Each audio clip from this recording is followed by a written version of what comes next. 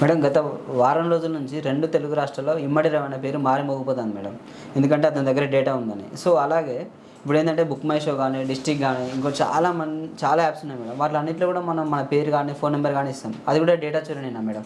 Definitely if you come to Swiggy, Zepto, అవును madam. E commerce app ఏవైతే sites ఉన్నాయో online shopping sites అన్ని చోట్ల మీ అడ్రస్, మీ పేరు, మీ ఫోన్ నెంబర్ ఇస్తున్నారు.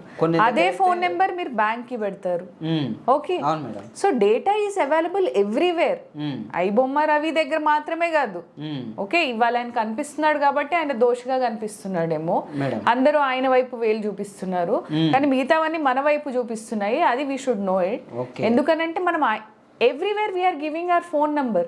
ప్రతి చోట మన పేరు, అడ్రస్, మనం ఎక్కడి నుంచి వచ్చాము, ప్రతిదీ ఇస్తున్నాము. So data is freely available. ఎక్కడంటే అక్కడ ఇబ్బడి ముబ్బడిగా మీకు ఎటువంటి డేటా కావాలంటే అది దొరుకుతుంది. ఇప్పుడు మన దగ్గర ఒక వరం ఉందండి, మీరు దాన్ని మంచికి వాడతారా చెడుకు వాడతారా అనేది మన మీద డిపెండ్ అయ్యి ఉంటుంది డెఫినెట్గా.